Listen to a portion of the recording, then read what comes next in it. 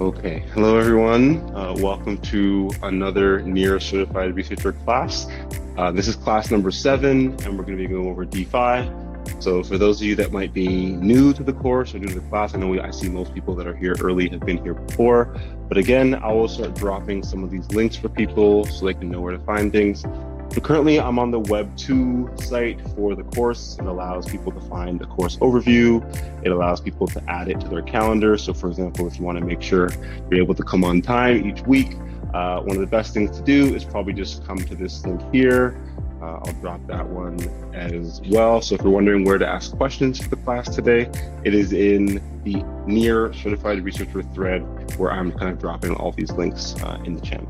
It'll give you a bit about the course, but mainly just allow you to add it to your calendar, whether it's Google, whether it's iCal or Outlook. You should be able to export this to your calendar and make sure you're able to come on time each week. Also, you can just drop down to a course overview, kind of let us know. Again, we have a 10 weeks of class plus 4 for the final assignment. So we're in week 7. We're kind of almost there. So thank you everyone who's kind of trudged along with us over the past 6 weeks and a bit. It's been great so far. So we're going to update this kind of so it's simpler. So it just says class 7 instead of class 6.1, kind of updating these things as we go. But we're going to be talking about decentralized finance today, DeFi. And the idea of, yes, exploring smart contracts, liquidity pools, DeFi mechanisms, specifically from a position of research and digging in, but also the understanding of just how do we get started. So here's the lesson plan for today, and I'll make sure to drop that in as well. And we shared it with previously, but just in case students want to follow along and have it there. So this is class 7, working on DeFi. Again, we have our guest lecturer in the class with us currently, so Crypto Grogs or Grogs. If you want to follow on X or follow on Near Social or Boss, feel free. So we can check out the Boss profile here. And again, I know many students in the class who've kind of been getting our spreadsheet available. So this is my Near Antigua account. This is not the correct one, but there you go. We'll give a quick follow. And most students in the class, we do have our profiles filled out, which is great, but we don't really have many posts. So feel free to use this posting section to post your homework links or post updates about the class as well.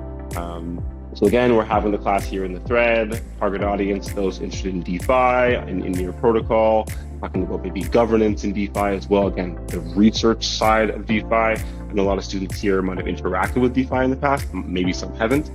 But the idea here is even if you're not very technical, how can you still dig into what's happening in DeFi in the Web3 system or Near specifically? How can we make sure we're understanding what's going on? And maybe how can we create some content that supports others?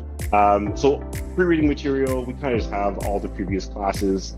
I have the documentation for Ref Finance, which we'll go through a bit here today. There's a lot of information about what's possible in DeFi in Web3. Ref Finance is kind of the all-encompassing, decentralized exchange on Near. I'll go through it in a bit. It has pretty much everything you could want, maybe besides derivatives at this point. Other dexes for that. I kind of shared an academic paper here as well, mainly because on Near protocol, we don't usually see much flash loans. So again, if you're coming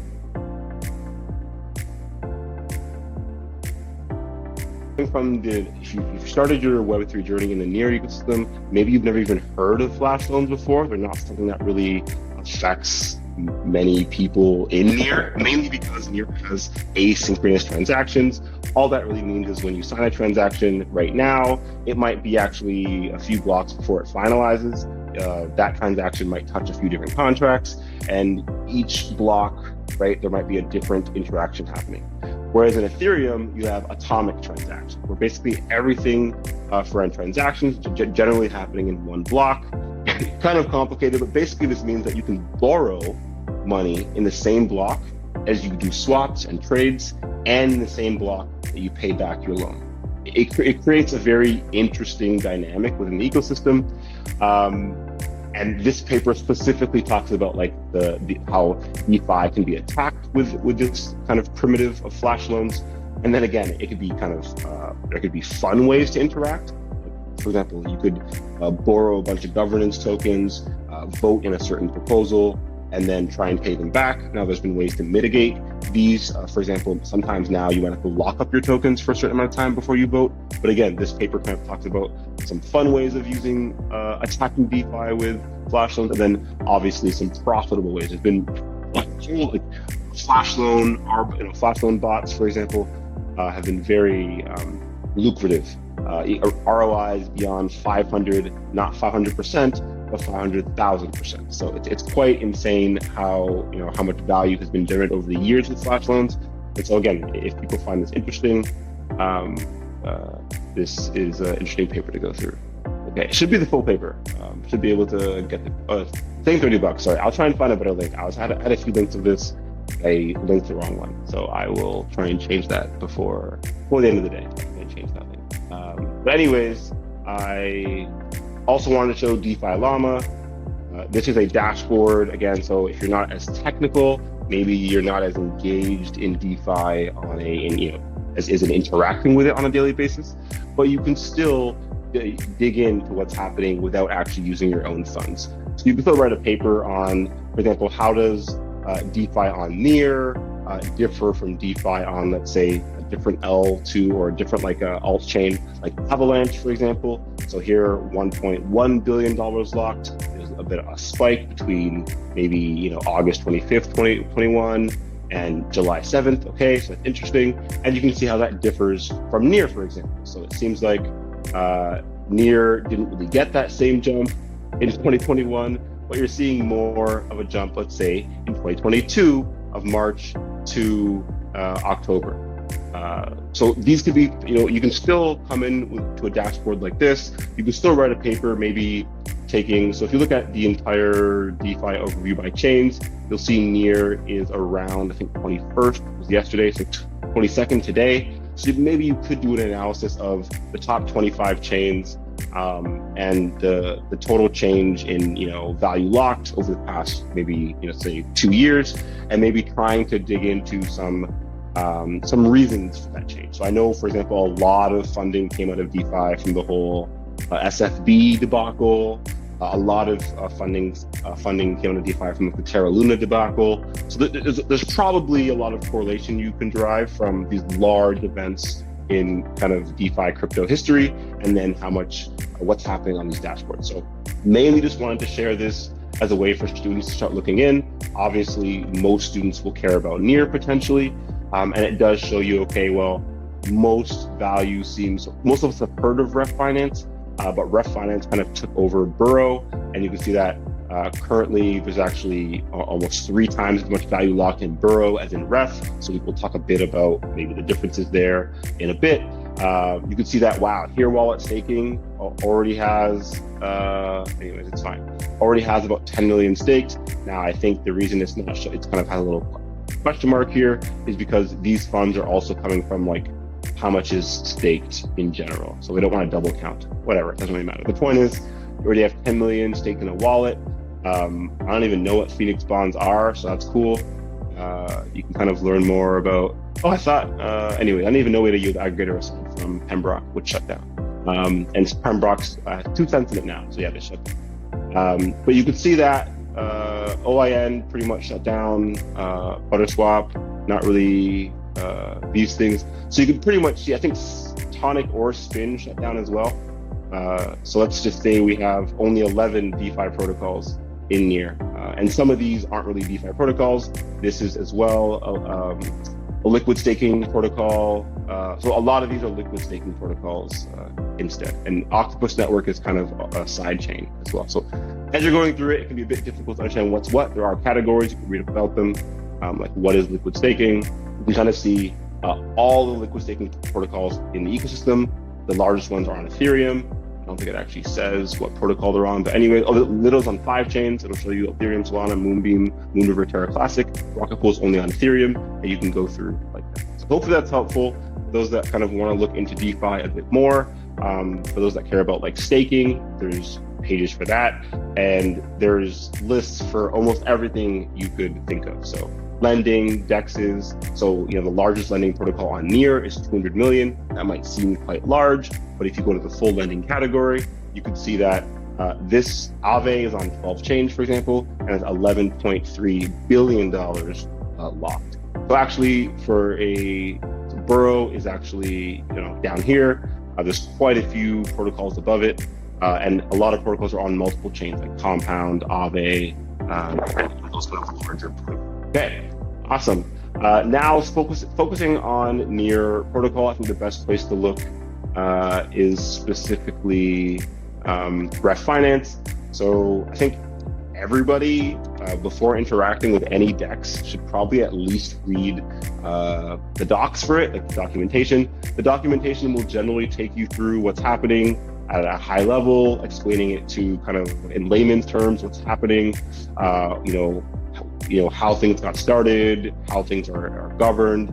There's a lot of great information in this documentation.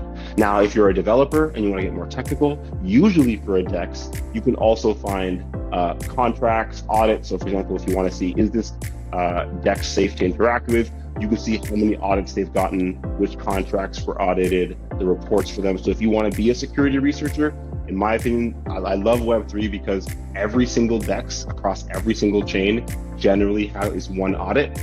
And you can actually read through and see, okay, I would like to maybe work for a company like Jita or a company like BlockSec one day. So let's see what type of reports they're generating, right? So this is for XREF, the rewards token for Ref. And you can see publicly, how did they write an audit? What was included in their audit? What were their findings? What contracts, what Rust files they went through? What did they not go through? So we did not audit all the modules. Usually in an audit, you'll say what was your scope, what was not in scope, and then again, a disclaimer for legal issues. And again, so the reports are quite in depth. But I used to work a bit in the security research. I wanted to be a smart contract security researcher in general, but this is kind of where you might look. You go to a DEX, you go to the documentation, you'd find their audits. If you are really good at what you do, you might then go into the bug bounty programs. Most DEXs have some sort of bug bounty program. Ref does as well. You can look into the DeFi, how does the protocol stop? Who secures the protocol? So here's a problem, this is a critical bug, what happens, yada, yada, yada. What's the solution? We have guardians, specific near addresses that can have the privilege or ability to pause contracts. So you could imagine this could be a security issue as well. For example, if you know exactly who these guardians were and you were able to attack those guardians and pause the contract during, let's say, a really big bull run or a really big downturn in the market, I'm sure you could use derivatives to get profit there as well. If you could pause the largest decentralized exchange on the chain, you could probably then short or long certain tokens without the price changing in adequate time frame. And anyways, we don't have to go too much into that, but this is where you'll find a lot of information. But to start from a very high level, Ref offers these features. So again, I want to talk about this specifically because we talked about the fact that Near protocol in general has asynchronous transactions, and so you generally can't know what's happening in the same block. So if I want to swap some tokens with BGEM, for example, generally the price might change between that, and you could have a lot of interesting issues that come with asynchronous transactions. But within Ref Finance specifically, so within one contract, you still can get atomic transactions. The reason for this is because you have multiple pools. Actually, all the pools, pretty much all the simple pools for Ref are all in the same contract. And so smart contracts on Near pretty much can act as like their own chains. Like Aurora, for example, is a smart contract on Near. And so Ref Finance being a smart contract on Near, you do get atomic transactions. So you can arguably, you could create flash loans on Ref, right? You could have a flow where there was some treasury available in the Ref Finance contract where someone could call that treasury and forward swaps in the Ref Finance smart contract as long as it was paid back within the same transaction, the same chunk or block. So you have trading, like we've been talking about. Most DEXs, right, will have some sort of trading where if you have, let's say USDC or some stable coin, you can swap it for the token of that chain or swap it back. So Ethereum, You can take your Ethereum tokens, swap them to a stablecoin like DAI or USDT, USDC, swap it back. Uniswap, for example, has been a large exchange for a very long time on Ethereum. Ref Finance very closely modeled after Uniswap. So if you, from many years ago, the first Ref Finance contracts were very closely modeled, I think Uniswap V2. And then they added in the concentrated liquidity after that as well. You can pool tokens on Ref Finance, which means you can take two different tokens and put them together and earn fees off of them. You can also farm tokens. You can take these pool tokens, deposit them into a farm, and grow some rewards.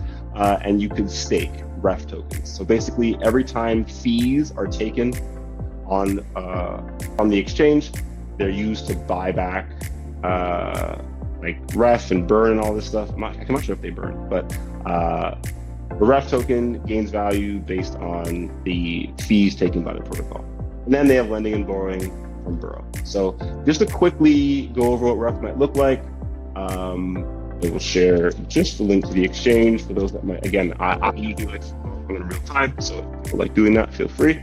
I'm logged in here on one of my tester accounts. I'm logged in on the sender wallet. So if you are in here and you need to log in, you can just either disconnect or change your wallet. So here I'm logged in under sender. This is the wallet selector model. So you can choose my near wallet, sender, if you have a ledger device, wallet, any of these should work. But right now I'm on sender, and I'm actually going to refresh the page because I did send a bit more near tokens into my account before the class.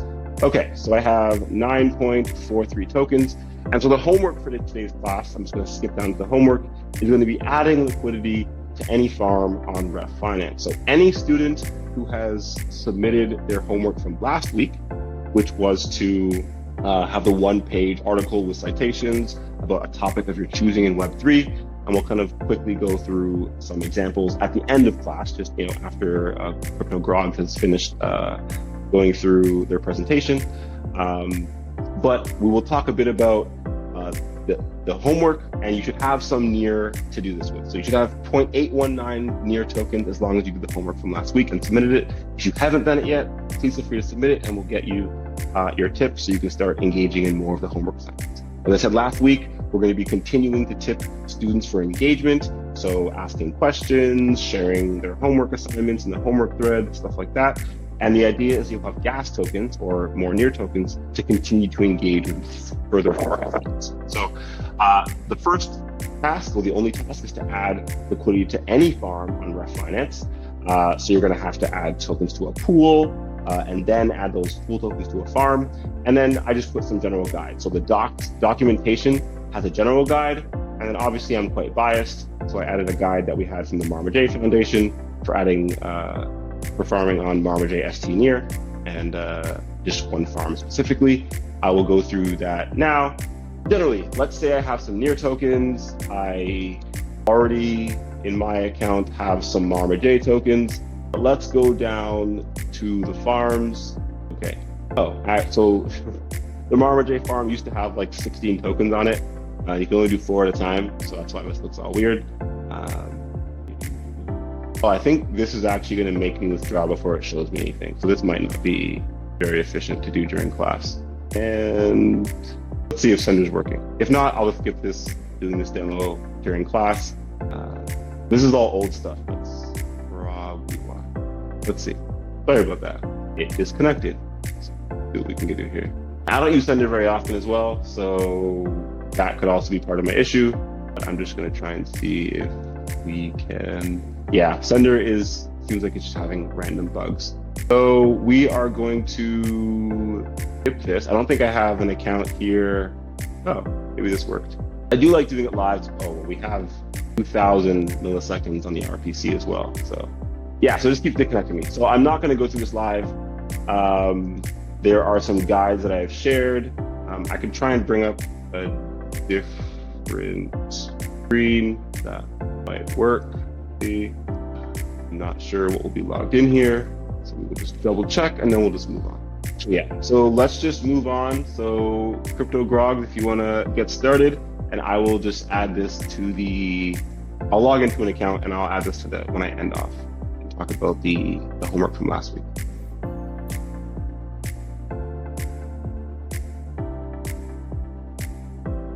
Okay, cool. Thanks, Chloe. Just wanted Hey, to you're very check welcome. you can hear me okay, yeah? I can hear you loud and clear, and I will undo my screen share now, and you are free to kind of take over for a bit. Thank you. Okay, perfect. Thank you very much. Well, first of all, thank you very much for having me here today. As Chloe mentioned, my name is Grogs. I've been involved in the NEAR space now for about a little over 2 years.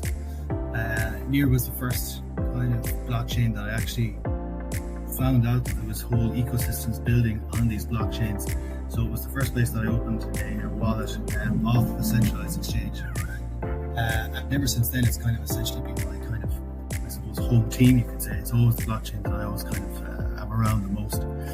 Whereas, I might go and check things out in Solana or other chains. NEAR as well as where I'll come back to. So yeah, I'm here today speaking.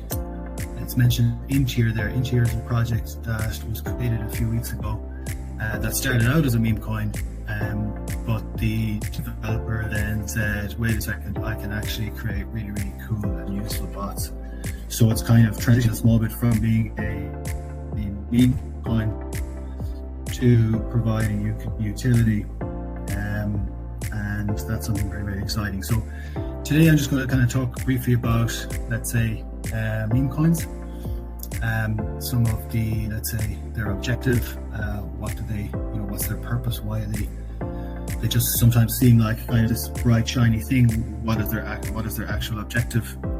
Some characteristics about meme coins, a few examples of meme coins in the ecosystem, and some things as well to watch out for if you're only new to the space or you're new to crypto in general, to kind of to be wary of new meme coins and whether or not they're real or they're a scam or actual legit projects. So okay, so one or two notes here. Okay, so essentially, like, what are meme coins? What is their purpose? Well, they're a subset of cryptocurrencies that typically originate from or are inspired by memes, which are cultural symbols or social ideas spread online, primarily through social media platforms. These cryptocurrencies often start as jokes or internet fun, emphasizing humor and virality over practical utility. So they're essentially a way to grab people's attention. That's the purpose of a meme coin. You want to grab as many users' attention as possible, and of course get them to buy the token. So it's interesting there that it's put in there over practical utility. A good meme coin will get your attention, and then they should be behind the scenes be looking to build something or create something, because if there isn't that drive there to actually create something of value for the community or the ecosystem, at the end of the day, somewhere down the line, with regards to the BTC cycle, projects like that will probably go to zero. So that's one important point, is that, like, new meme coin projects, there's always going to be hype. If you start anything new, not just in cryptocurrency but in life, be it work, be it a new diet, anything that you start, the first few days, the first few kind of moments of that, there's always this hype that everything is going to work out, this enthusiasm.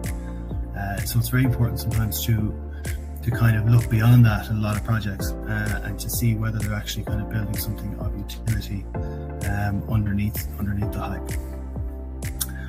So characteristics of meme coins, let's say, beside their origins, they often share kind of a few common traits. So usually meme coins will be very community driven. They're usually propelled by a very strong active community online that uses social media to increase the coin's visibility and the trading volume. So this is very important in a meme coin project, that you have a kind of core group of people that are really pushing not just the team, but are in the socials, in the Telegram chat, in the Discord chat, memeing, sending gifts, as in GIFs, and just generally kind of creating good vibes, being helpful for people coming into the project. and then going online, sharing the GIFs and the memes, raiding different the Twitter kind of messages coming from the core team. It's very important to kind of create that initial organic hype and enthusiasm, not just from the team, but actually from other members of the community, because I suppose we're humans are social animals. We will copy what other people are doing, so it's very important for a meme coin to have a kind of core group of diehards, really, of advocates when the project is launched.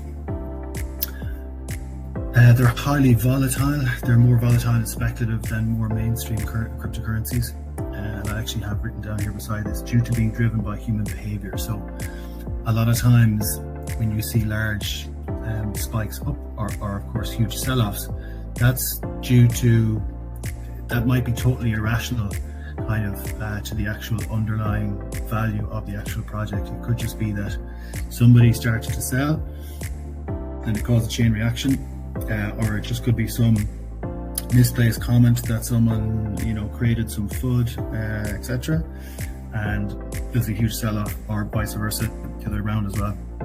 Sometimes projects can just hit a kind of very good run and people see green candles and you just want to buy more once you see those green candles, and vice versa. Once you see red, you want to sell. And so they can be highly volatile, but a lot of that is sometimes it's just driven by our human behavior, which isn't always rational. They're very marketing focused. Their growth is heavily reliant on marketing tactics and social media influence rather than technological innovation or intrinsic economic value. Okay. So I mentioned that before. Obviously, you need to be very kind of marketing focused, loud on social media, and getting the message out of your project. They usually have very high token supply.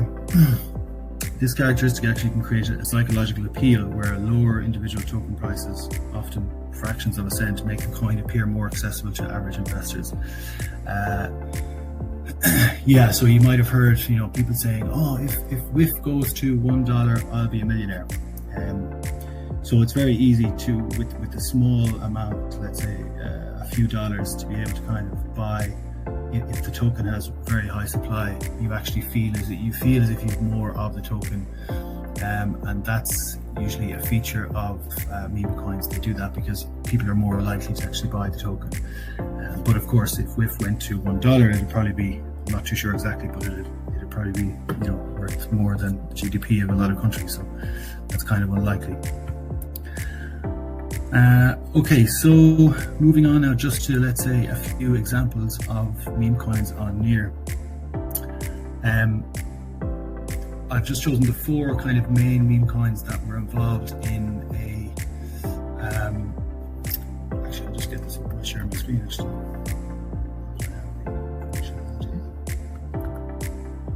So there recently was an initiative called Meme Coin Season on Ref Finance, and they created very good rewards for people who would provide liquidity for the different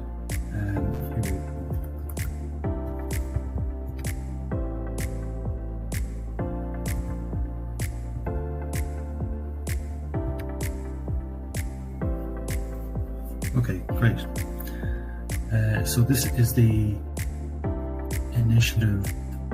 So essentially they gave 125,000 ref and 8,000 year per month. If you stake your meme coins, you can earn stake APR and compete for the farm. 80% goes to farm. Okay, well, that's a bit confusing, but I'll just show you below. So if you provided, let's say, looking at this farm here between Lonk and Near, you could earn 176% APY. So what am I saying? So these 4 main cryptocurrencies, meme coins on Near, are the following. So there's Lonk, Nico, Black Dragon, and another one called Shih Tzu. And I just have 1 or 2 notes here. So if we look at, let's say, Nico was one of the first actually meme coins on Near that launched back in about January 2023, kind of in the middle of the bear market actually. And it kind of followed on from the success of Bonk. Bonk is a meme coin on Solana that they were born in the height of the kind of when it looked like Solana was at its lowest point after the FTX crash and everything. So a group of creators, I suppose, got together and they created Bonk, and they airdropped a lot of some of the supply to a lot of the developers on Solana, and that really kind of created a love for the actual for the project amongst everyone that was actually in Solana at that time. And usually if you have people that are there in the middle of the bear market, they're the people that you really kind of should be looking at and thinking, if these people are here now, then they're really diehards for the actual for the blockchain. So Bonk is actually a very good example to kind of follow and to read up on. Only launched at the end of 2022, and recently, I think a year later, then reached 600 million market cap. So that's a really important thing about getting the kind of developers and devs on board. And I always see meme coins actually as a very useful tool to do that. In that, if we think of meme coins as a way to grab people's attention, it's really then I wouldn't say up to, but it's a really huge opportunity then for not only the actual team, but the people who come together under the meme coin, the holders, to turn around and say, look, well, what can we actually make out of this? And I do think that we still are kind of in the bear market mentality as such, with confidence in what we can build. So anyway, sorry, I'm going off on a bit of a tangent here, but Nico was one of the first meme coins on Near, and they also had an NFT collection, Good Fortune Felines. And when they launched then in January 2023, they've gone on then to have quite a good content creation hub. They do the Nico Morjo, and they were able to kind of apply for funding for that. So here's an example of creating a meme coin and then creating some utility then underneath that. And really the purpose, obviously, of meme coin then is to grab attention, but also to be, I suppose, especially for near meme coins, because we need people from outside to come in for more liquidity, a kind of an onboarding tool really for the ecosystem. So they also have a learn to earn, where if you undertake various learning tasks, whatever education, you kind of earn some of their Nico, I think. Then Black Dragon. So Black Dragon started around December 2023, I believe. They airdropped a portion of their supply to key, a bit like Bonk as well, to key communities that were here during the bear market. That's obviously to create the same kind of thing as Bonk, to create kind of loyalty, I suppose, to show that like you guys were here, whatever, we're going to drop a portion of your supply, and you're creating then a group of people who will be loyal to your project. So yeah, of course, they're Black Dragon. The founder of Near, as you know, Ilya Poloshukin, his nickname is Black Dragon. So they have an instant kind of their central character is linked to the founder of Near blockchain, which is very powerful. It's a very powerful, I suppose, symbol to have, because, well, they're now the largest. They've overtaken Nico as the largest meme coin on Near by market cap. And it's said in the industry that if you are moving to a new chain, if you're checking out a new chain, then you should always look for the kind of let's say the established in each of the sectors. So you go for the biggest DEX that's there, you'd go for the biggest meme coin. So a lot of people coming from outside, when they see good positive news about Near and they say, oh, I want to put something on in the ecosystem, a lot of times people will just first go immediately towards the biggest of that sector, and then if they have time, obviously, to go and actually check out other projects. So that's a very kind of important point there for Black Dragon, is that they've now kind of become number one in market cap, and will most likely just be able to have users look at them kind of above any other project before any else. Lonk launch was around December, let's say 2023 as well, just after Black Dragon. This was kind of like the second wave almost of meme coins. I wouldn't say the second wave, but I suppose after Nico was there at the very start of the year 2023, and it was actually great to see kind of more competition. I think it's important to have things like this because you can't just have one of everything or whatever. So having more competition like this was a very kind of healthy thing for the ecosystem to have. They also did a lot of airdrops to communities. They have a very good meme game. They're very good onboarding guides as well, actually, and I think they have a few partnerships with Solana. I actually think that if I can share the screen, I'll get better at this Telegram.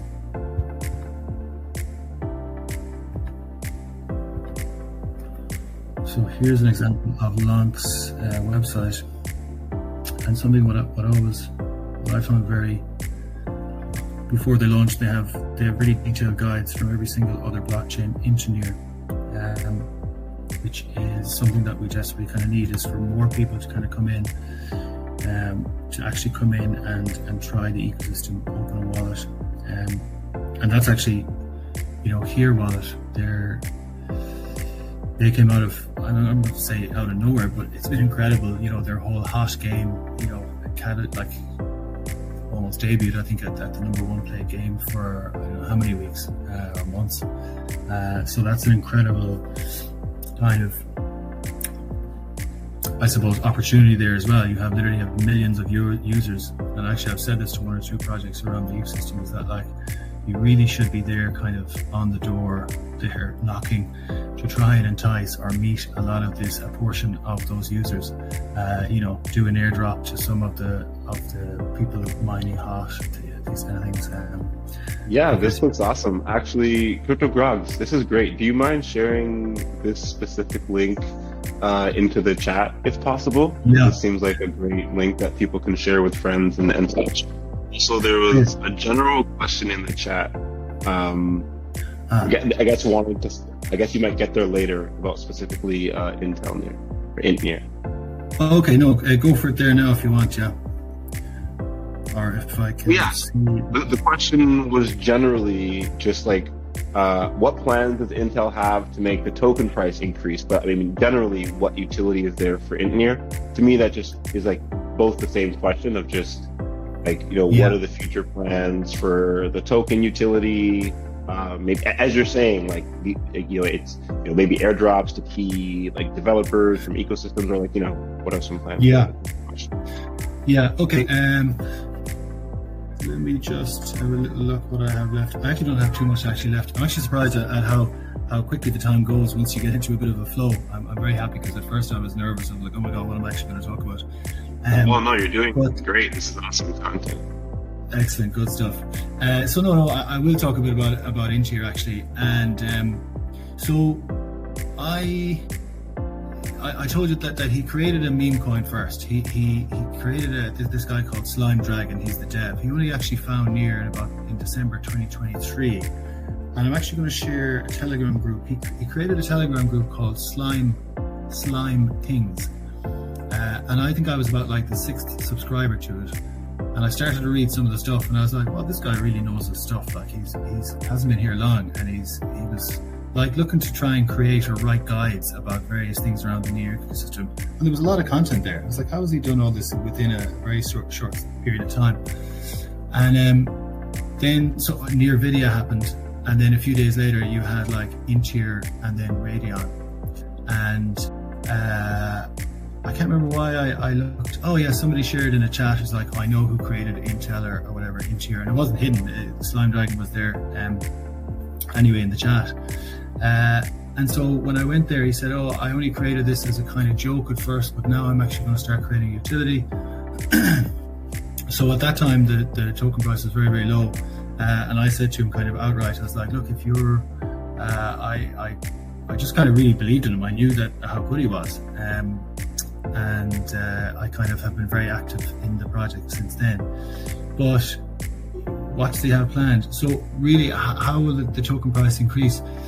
What will probably happen down the line is that there will be different tiers for access to the bot that he's creating. So The bot now, let's say the one that you have access to now called Intelligence, you can track wallets, you can track swaps, let's say price alerts on okay, just log. Can you still hear me there? Yeah, we can still hear you. Okay, perfect. No, my headphones died, so I'm just on the computer. So at the moment you can track wallets, you can get notifications for hot mining or harvest moon.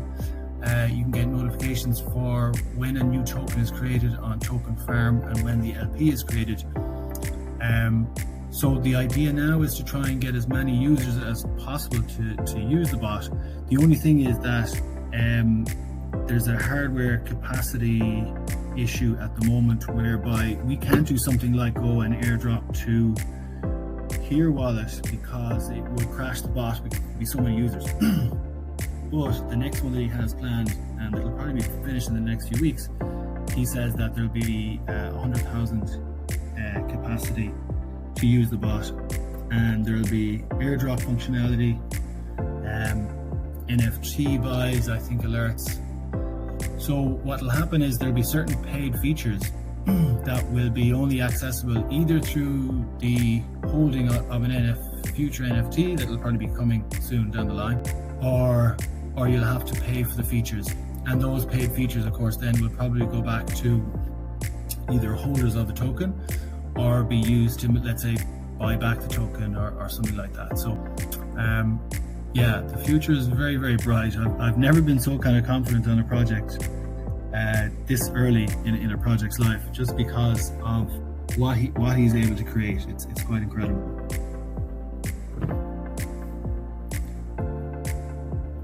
Awesome. Honestly, it's great to hear kind of the story. Obviously, knowledge about a bunch of meme coins and a bunch of obviously DeFi as well. But it's kind of great to hear how that knowledge is translated into like your personal experience and like your like, you know, the relationships you've had and how that's grown into like a project and supporting the ecosystem.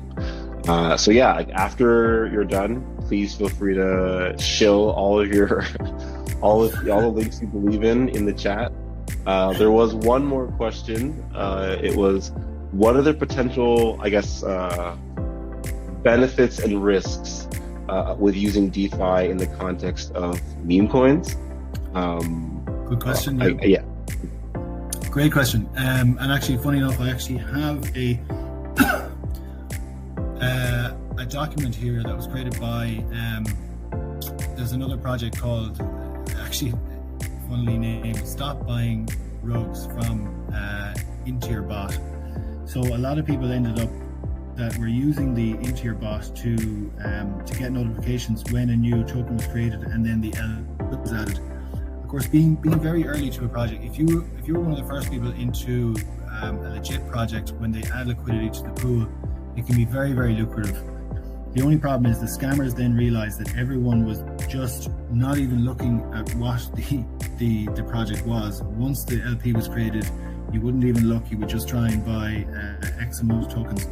So what happened was a number of scammers were releasing tokens that were obviously scams, and that has now kind of more or less stopped, in that people have almost stopped buying before doing some research, so which is good. But sorry, the risks, I have a document here. I'm actually going to share it here, and I won't read it all, but you can read it yourselves, or I'll share it in the chat.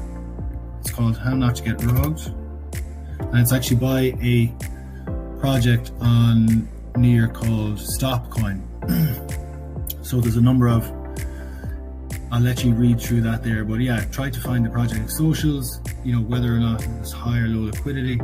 High liquidity could, because obviously when you create the LP at the start, you're adding in your tokens, 50% of your tokens, or sorry, not 50%, but a portion of your tokens and another portion of, let's say Near or USDT usually, or something like that.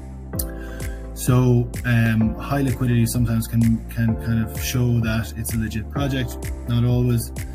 And but there's a number of things there, fake buys and all that, token names similar to other projects, and the token movements maybe for expert people who can actually look on chain and stuff.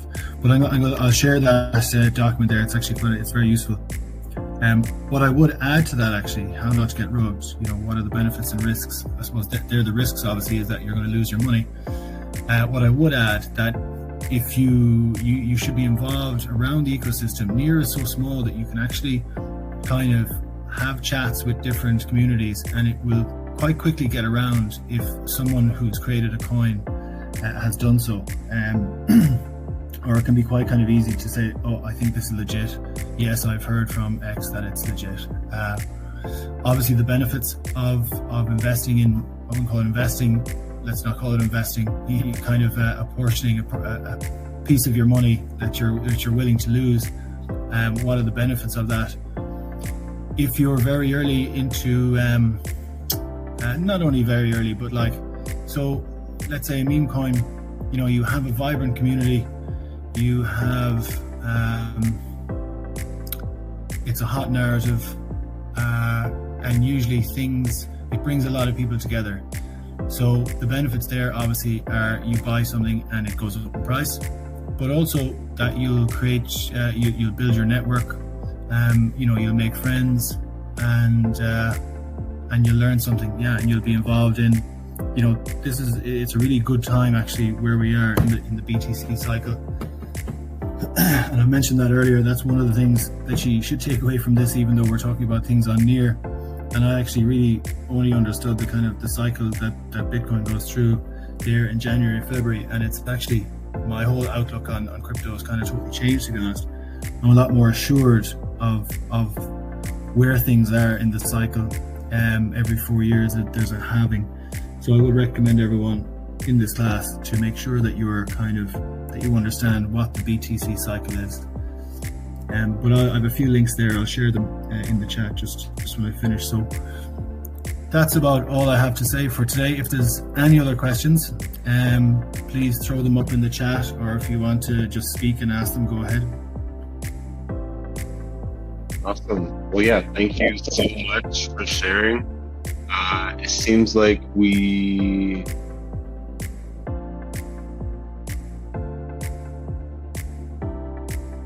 I'm not sure I understand the question fully. I'm not sure which project you mean, Nedar. But the question is, how does the integration of DeFi align with the long-term vision and roadmap of the meme coin project? Bit of a general one there, a bit of a tough one. I suppose if we're talking about Intel or Intier, once again, I'll refer back to the BTC cycle. At some point in 2024, 2025, you're going to have everybody on MSNBC saying that crypto is the best thing ever, and it'll be the same thing as previous 4 years earlier. You're going to get everyone piling into crypto. We expect that there'll be a high influx of users, there'll be a higher amount of meme coins and other coins created, and there'll be a much higher usage of the bots that the dev is creating, and that of course will generate revenue back to our project. Awesome, thank you so much. Thank you again in general for all the knowledge you've kind of dropped upon us. Definitely looking forward to those links and going through those again later. Just much appreciated, and I'll have to definitely look into Near a bit more as well. I'm definitely not as into the meme coin scene as many others. I'm gonna.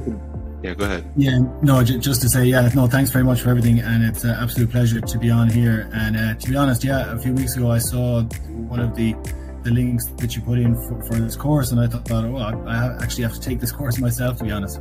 Awesome. I really think that there's a very bright future for education. It's very, very important in the space, and I look forward to certainly looking to collaborate on other things in the future.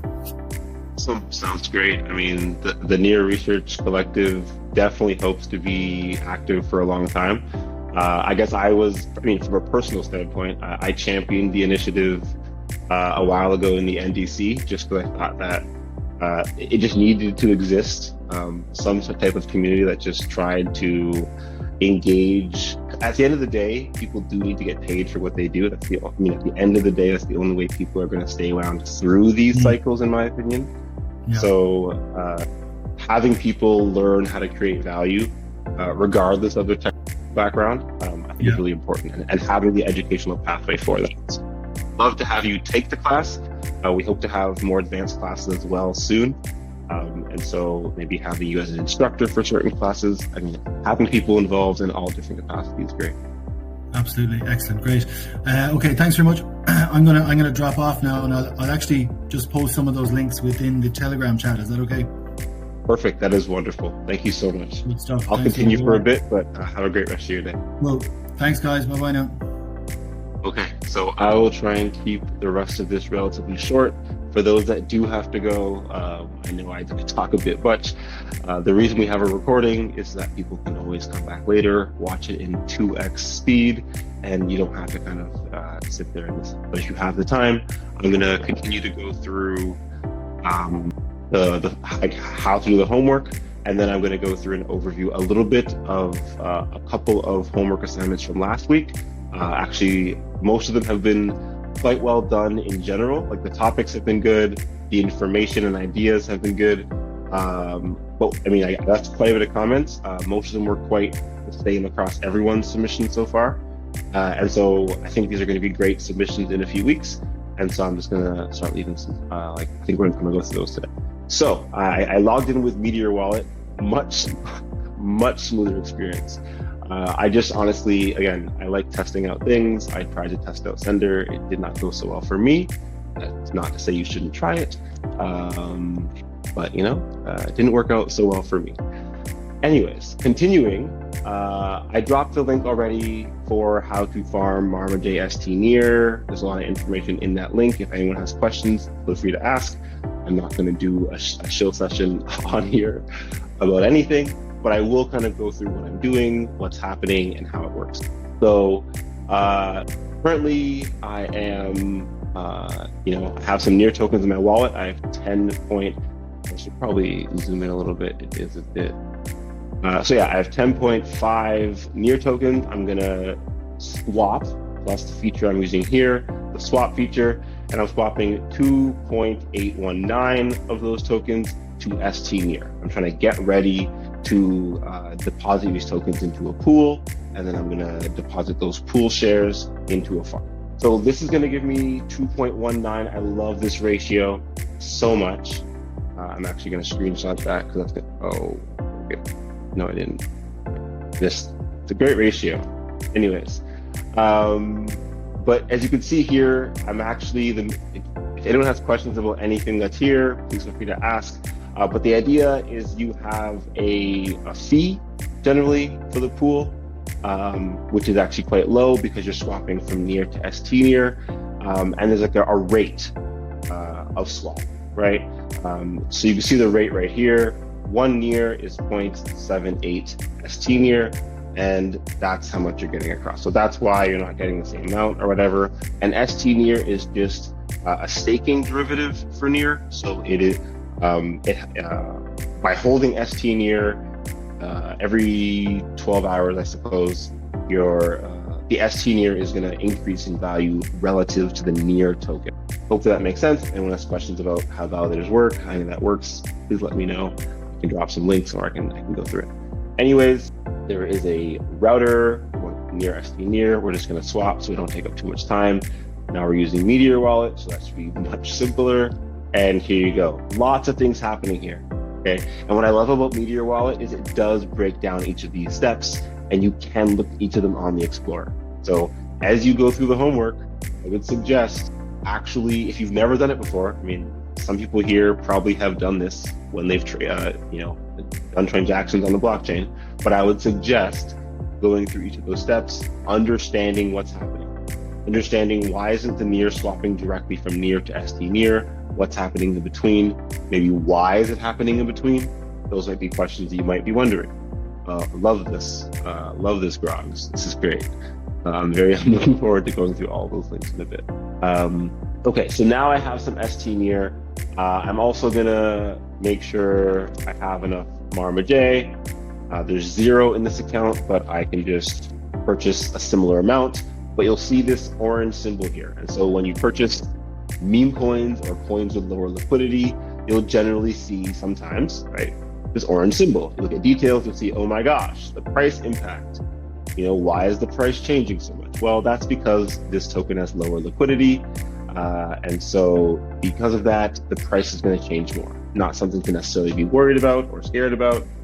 So ST near and near is like BTC and wrapped near. No, that is not correct. Great question, but no. So Bitcoin and wrapped Bitcoin. So Bitcoin is Bitcoin on the Bitcoin chain. And then to be able to use Bitcoin on Ethereum or on Neo or on any other chain, Bitcoin has to be wrapped. What that means is that Bitcoin is like held in a certain spot and then minted on a different chain. So the ST Near is actually earning in value relative to the Near token. So if you took one Near and bought a certain amount of ST Near, that one Near worth. So actually, let's go back to, let's go here. Love this. This is a great question. So let's say, actually, it's better if I do it this way. Let's say I wanted to buy one ST Near. That would cost me 1.28 Near currently. A month from now, right? If I wanted to get one ST Near, it would cost me more Near than that. With BTC and wrapped BCT, WBTC, it'll always be the idea. The point is, if I buy one WBTC, so actually I think we could actually look at it on here, one WBTC and one HBTC should be almost the same. Every day you do this for the rest of time, they should be the same, right? They should stay the same. The difference with Near and ST Near, right, is that the value should always be different actually. Every time you go here, it should always cost you a bit more Near every 12 hours. So that's generally how it works in like a proof of stake ecosystem where there's like validator rewards.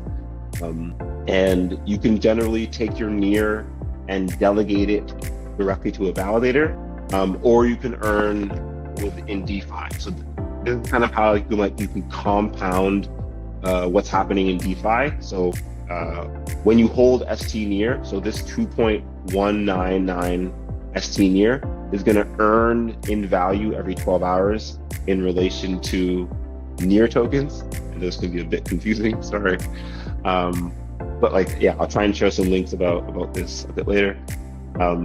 But as well, you can farm with that ST Near. So I'll just go directly to this so it's just easier to understand right away. Don't know why. Oh, sorry, all farms. So for ST Near, there is 2 active farms with ST Near. And so you can earn, certain values. So you're already earning on the ST Near. So cool. This is where I'm just going to quickly drop this. So those that want to learn more about ST Near, all the information is here. There's so much stuff to go through. I can do this another day potentially. When we do governance, or sorry, where you did go. No, we didn't. Anyways, sorry, getting a bit sidetracked. But this is the pool, the farm I'm going to be adding liquidity to. So that's why I need Marma J tokens and ST Near. So let's do the rest of our swap. Great question. Thank you very much, Will, for that one. So let's go back, 2.819. And yeah, Marma J. And so it's pretty easy to make tokens. You can make a token in a few minutes. You can add liquidity here pretty quickly, like Crypto Grogs was saying. And you can make your own meme coin. So, it takes a couple of Near tokens, and you can make a meme coin. So if anyone wants to make a meme coin, write it in the chat, and I'll tip you 4 Near or something like that. You can go make a meme coin, and that could be like extra homework or something. Make a meme coin, add some liquidity, have some fun. But I'm not making that a mandatory. I know there's many parts of the world where doing that would be not against the law. Also, if adding liquidity is not something that you can do in your part of the world, definitely don't do it. There's different laws in different countries, so that's fine as well. But yes, I'm going to swap. The reason for this is the liquidity. Again, before you swap, you could see what's happening, all these different transactions, transaction 1, transaction 2, transaction 3. You can look at all the details if you'd like, right? So, please, if you're going to take part in the homework, please try at least this time to look through each of these, look at them on the Explorer. There's a lot of information. I know you might not understand all of it every time, but for a very long time, for many years, I did check every single time before I signed that button with any amount of value. Now, these are all like tester accounts, so these are I'm less. But if I was doing this on my own, I would be checking every transaction first. I would be making sure it all looks safe. There's many times when people can try and put fake links in front of you that look like this and try and send one of those transactions can actually be sending funds somewhere else. So always try and be safe. For example, maybe you want to make a new account when you interact with decentralized finance. That's also one way to try and stay safe. Make a new account, send some funds there, interact with DeFi, test some things out. Maybe you make some large gains. That's awesome. Send some of those funds maybe back to the main account. Maybe use a mixer. We'll go through that a bit later. Anyways, now I have some ST near and I have some Marma J. Now I can go to so that was the trade section. Now I'm going to the earn section, and I'm going to go to liquidity pools. So you can see it right from here. If you want to go to the farm, it'll say you need to add LP tokens at stake to the corresponding farm. First, add liquidity to the pool to get LP tokens. So you can do it from here as well and just add liquidity, but this is where all of the pools are. You can see all the pools and all the liquidity, and there's just dozens and dozens, hundreds, thousands of them. Yeah. Anyways, currently we're going to type in Marma J, and you can see here's the pool here. There's a farm, and so you can, there it is. Anyways, you can come here and add liquidity. You have no position so far. Liquidity, I'm just going to hit max. It should be fairly similar, but you'll see that I actually got a better deal on the ST near, and so I don't have enough Marma J. That's just because, again, when I swapped to Marma J, that 0.1 whatever percent slippage, because of the low liquidity pool, caused me to get less value in Marma J. So it's not a big deal. I just hit max on the lower liquidity token, and then hit add liquidity. You can look at the pool stats, the TLV, how much Marma J, how much ST near, the volume, the fee. You can add liquidity, how much shares you'll get in the pool. So these shares are what going to go into the farm, these LP tokens. Oh no. Anyways, there we go. So again, I want to say it every time, reading through each of these, viewing them on the Explorer, right? You can view them on a new tab. Maybe I'll share one of these so people can go back later and look at all of them, right? They're all in the same place. But you go to the execution plan, you can look through what's happening. So we call the message storage deposit. So this is the first time we're using the contract for V2 refinance.near. Registration only, no, just means you can add more storage later. So yeah, go through it. You don't have to understand all of it, but I would definitely suggest reading it a few times. Okay, so now I have some liquidity. That's the estimated value. It's a lot of value. What did I just do? Interesting. There's a farm here. Awesome. So it says, okay, whatever, you can farm. Click the little farm button, and it says right now I have 0 power, 0%. I have 2.232 shares to stake. So this is like taking your shares and then putting them into the farm. Hit stake. Again, simplest way to do it is just hit max. What I do, these are your shares. These shares are also tokens. There's a multi-fungible token standard on Near. I think this is the coolest thing ever. And you could actually transfer these tokens to other accounts. So you can transfer them to a DAO, you can transfer them to your friend, to a multi-sig lockup contract, to the burn contract if you'd like, right? So if a token wants to burn their liquidity, you can just make these tokens and send them to a burn address for example. Send them to a DAO and then remove everyone from the DAO and just brick the DAO. Would be a fun way of doing it, for example. Anyways, when you do it, you can hit the ROI calculator. It'll try and generate, based on the reward tokens, how much you would get, how much the value would be, percent per month, 3 months, 6 months, 12 months. Please do not try and use this to like plan your futures. For even the 1 month duration is very skewed. Like I wish they would have a 10-second duration. That might be somewhat useful. These tokens can change in value very quickly. Even trying to look at the value generated over a month can be very skewed because these token prices can drop by 50% in a day, for example. And then this value, obviously, if you bought at this price currently and it went down 50%, and you're like, wow, I made $1, or it'll say 50 cents a day later. Oh, I made 50 cents this week. Well, no, you didn't, right? You lost 50% on the total value of your stake as well. So again, I think Grog's went over this as well. You're kind of allocating funds that you're willing to lose when you interact with DeFi. That's why the point is we're distributing rewards for homework. Those rewards don't have to be used entirely for this, right? You can take 0.00001, right? It'll even say it must be greater than this or equal to this. So if you would like, you can do the homework and use this amount. You do not have to use the full homework amount to do it. The point is just to learn, to interact, to engage, right? I'm just doing this because, I just went through it. I don't want to just make sure we're going, talking through it and whatever else. But again, you're going to see all of this. I would suggest reading through. This time was only 2 transactions. What's happening? What is this boost farm contract? Where are your tokens going? If this is funds that you're allocating that you're willing to lose, doesn't mean that you should want to lose it, right? You should try and understand where your tokens are going and understanding why it's happening.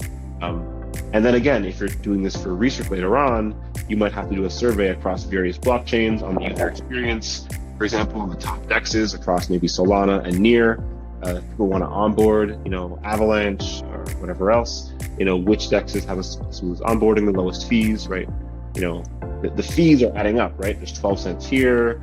Those fees on every, this one is 0.68 because I have to deposit. It's the first time. Well, if this wasn't the first time, these would be lower because I wouldn't be paying storage deposits. So understanding why the fees might be higher the first time interacting with certain contracts because of storage deposits, understanding the cost of fees over the use of a contract might be important. And so again, I'm just going to keep hammering because I know most people won't do it like the first 100 times they see these things. Meteor Wallet does a great job showing each step. Again, I still would suggest, again, this is MFT transfer. This is the multi-fungible token transfer. So if you're looking at it like, why does this not say FT transfer? Why does it say this weird MFT transfer? That's because that function is transferring the shares, the pool shares, from one place to another, I guess. Explaining it.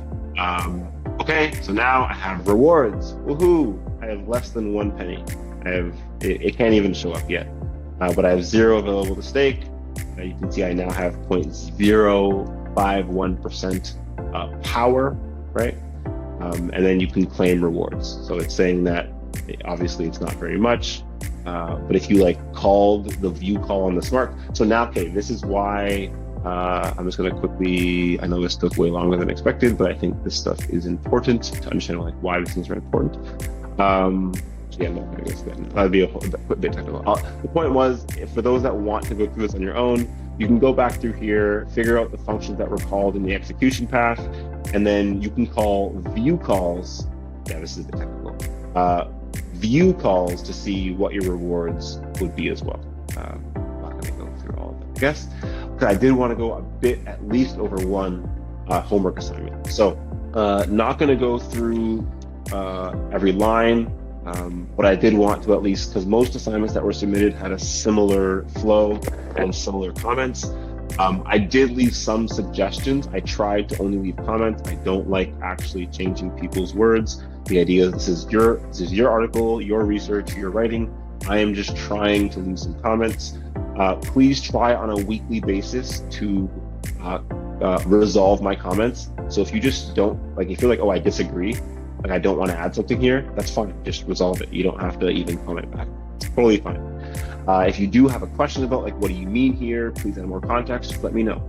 No hard feelings. I am sometimes very blunt or very vague. I do not try and be, so please just leave a comment on the end. So you should be able to just, reply and add a comment as well, and say, what do you mean by this? What should I add? Totally fine, that's totally great. But please try and at least resolve or comment on each of my comments so that I know I can go back. I'm not expecting you to do it all at once. So if I see half of them resolved and maybe a few comments but not done, I will assume you're just busy and you're just doing other things, which is totally fine. And I'll just assume that I should come back later, and that's what I'll do. But generally, I'll try and check them a few times throughout the week, but to make sure I get to everybody at least once a week to leave more comments. So it was about 7 or 8 weeks until the projects are due, which means we should be able to go back and forth at least 7 or 8 times, and there should be no issues with getting a full project in. If you haven't submitted a project yet, that's totally fine. There's no rush, arguably. It just means you have less cycles, right?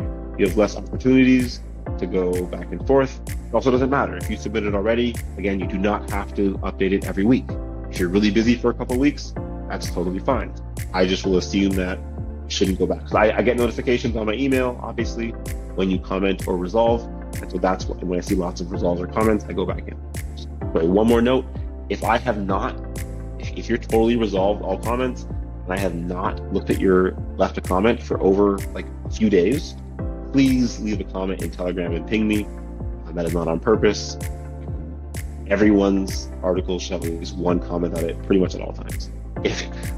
So to go through, one of the first comments is please add, all the topics have been pretty good.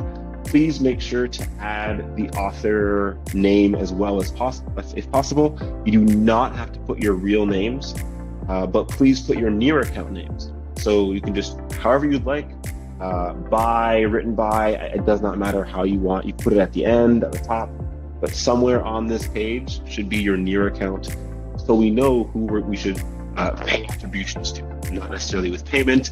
I'm just saying if someone wants to use your work later, they should know who to reference, who to cite. The next comment, just off the bat, every article should have citations of where information came from. I know all of you are very intelligent, but the idea is to be writing an article and bringing together information from other sources. And then I left a comment on that for almost all of them, for all of them. And then, so you don't have to use APA or MLA or any type of formal format.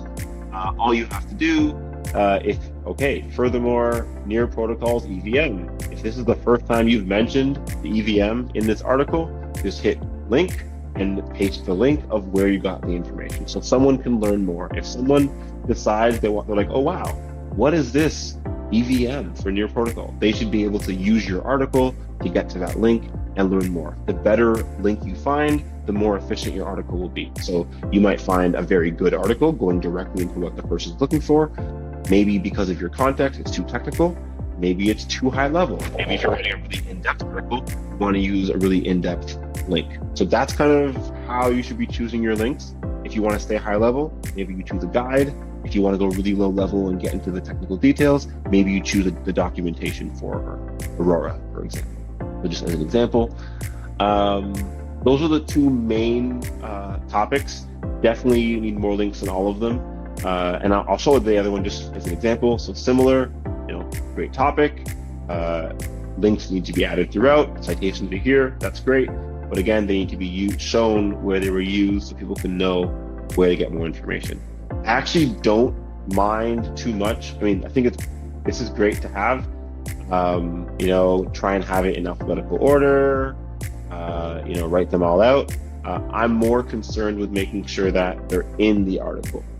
To me, that's the most important part, because hopefully someone wants to read your article in the future, and hopefully they're able to kind of look through it and, by reading it, get to all this other information and learn so much more about the topic. I think that's kind of the point of these articles. So if there are any more questions, please feel free to ask. I know I went 20 minutes over. So thank you everyone for coming on today. Again, the homework for today, submit the proof right here. Go ahead, Kwame. Sorry, do you have a question, Kwame? Yes, please. is it we AP the outstep, the one that's after the main work? Should we do it the A style SP, the links, the two of the article and the author, and we would just add a link to it, or we should just? I just want to go about it have a different document that I see. Yeah, sorry, it's really hard to hear you. Sorry,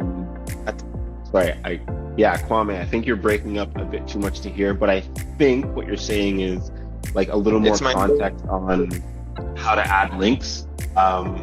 So I'll try and go through that a bit more. So the comment I tried to make in general was citations should be in text and be hyperlinked. So basically the idea is just taking the link here, so you can just copy it, right?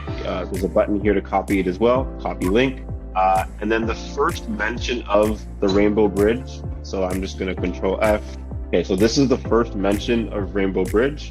And so what I would do is create link and then apply it. So now it becomes like a suggestion right here.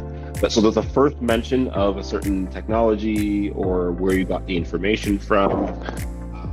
You don't necessarily have to, again, you don't have to then add like a little one number and then link it. If you like to do that, please feel free. Like some people in the last cohort did that. That's awesome. That's great. If you want to use APA, MLA, if you're used to that, please feel free. My point is, this, in my opinion, is good enough. You wrote kind of a certain idea, you linked to more information where someone can learn more, and then my point would be, this is from Rainbow Bridge documentation. Let's see. So for example, so this says, oops, couldn't find that page. So the link doesn't work. So for example, testing for this article, right? Making sure the links work is the first one, right? And you can probably just type in Rainbow Bridge documentation on Google, find a good link that works. But yeah, so I mean, obviously I know people are generating most of their information, which is fine. But even if you're going to generate like ideas and information, you should probably still check your links, still link them in the articles. Like there's still ways in which you work through that article and make it something you can actually submit. Yeah, good question though, Kwame. If I answered it, if I didn't, please feel free to just type it in the chat in the near certified researcher thread, and then I could get to it specifically. Yeah, so if anyone has any more questions, please feel free to either ask them obviously now, ask them in the chat, or obviously you can ask them any point in time. The first major tip, like the first major student rewards is going to be for a submission of an article, at least with some citations. Again, like I didn't check everyone's. Some of these should at least work. There you go. So there you go. Opinion piece. So the idea is you should be trying to use article like information relevant to your topic, but also at the demographic you're trying to target. Well, again, if you're so it's good to have a mix, but potentially mixing developer documentation with an opinion piece might be quite a drastic change. But yeah, and feel free to use, you don't have to use a bunch of sources, but feel free to eventually have like dozens of sources if you see fit. Like every week, just adding a few more articles that seem reasonable, but don't need to go much longer than a page. So this is great for life. So thank you everyone for coming on, very much appreciated. Thank you for all the questions and comments, and talk to you all next week, but feel free to come on Friday to the Weekly Insights Forum. Bye everyone.